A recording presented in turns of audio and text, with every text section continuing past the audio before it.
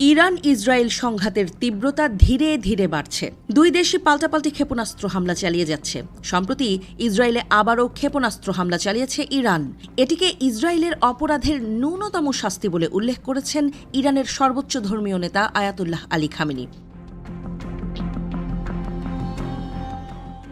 Iron ডোম সহ শক্তিশালী প্রতিরক্ষা ব্যবস্থা থাকলেও ইরানের হামলা পুরোপুরি ঠেকাতে পারেনি ইসরায়েল।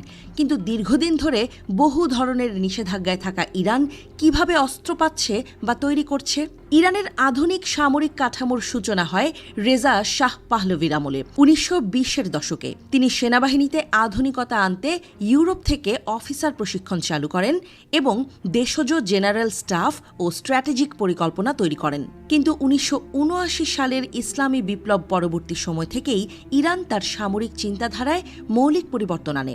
আইআরজিসি গঠনের মাধ্যমে বিপ্লবী আদর্শকে সামরিক কাঠামোর ভেতরে স্থান দেওয়া হয়। এরপর ইরান ইরাক যুদ্ধ দেশটিকে স্বনির্ভর প্রতিরক্ষা ব্যবস্থার দিকে ঠেলে দেয়। বিপ্লবের পর যুক্তরাষ্ট্রসহ পশ্চিমা দেশগুলোর পক্ষ থেকে ব্যাপক নিষেধাজ্ঞা আরোপিত হয়। আধুনিক অস্ত্র আমদানির সুযোগ হারিয়ে ইরান রিভার্স ইঞ্জিনিয়ারিংয়ের মাধ্যমে পুরনো অস্ত্রশস্ত্র বিশ্লেষণ করে নিজস্ব প্রযুক্তি উন্নয়ন শুরু করে। স্কাড ক্ষেপণাস্ত্রের অনুকরণে তাদের নিজস্ব ব্যালিস্টিক মিসাইল তৈরি করা হয়। এই পর্যায়ে রাশিয়া, চীন ও উত্তর কোরিয়া থেকে কিছু প্রযুক্তিগত সহায়তা পায় ইরান। ধীরে ধীরে দেশটি সামরিক সরঞ্জাম উৎপাদনে স্বয়ংসম্পূর্ণ হয়ে ওঠে। বর্তমানে ইরান ব্যালিস্টিক, ক্রুজ ও হাইপারসনিক ক্ষেপণাস্ত্র নির্মাণে পারদর্শী। তারা ১৪০০ কিলোমিটার পাল্লার হজ কাসেম, ২০০০ কিলোমিটারের খেইবার ও ২৫০০ কিলোমিটার পাল্লার সেজিল ক্ষেপণাস্ত্র তৈরি করেছে। এই অস্ত্রগুলো ইসরায়েল ছাড়াও মধ্যপ্রাচ্যের প্রায় সব দেশে আঘাত হানার ক্ষমতা রাখে। এছাড়া ইরানের ড্রোন প্রযুক্তি বিশ্বে আলোচিত। শাহেদ সিরিজের ড্রোন ইউক্রেন যুদ্ধেও ব্যবহৃত হয়েছে। ইরান নৌ, বিমান ও স্থল বাহিনীতে বিস্তৃত পরিসরে এই অস্ত্র ব্যবহারে সক্ষম এবং দেশটি এখন সাইবার যুদ্ধেও উল্লেখযোগ্য অগ্রগতি অর্জন করেছে। বহির্বিশ্বের নিষেধাজ্ঞা সত্ত্বেও ইরান তার অর্থনৈতিক ভিত মজবুত রাখতে পেরেছে। জাতিসংঘের অনুমান অনুযায়ী দেশটির বার্ষিক সামরিক বাজেট প্রায় ৯.৫ বিলিয়ন মার্কিন ডলার। ২০২৩ সালে সামরিক ব্যয়ে ১০.৩ বিলিয়ন ডলার বরাদ্দ ছিল।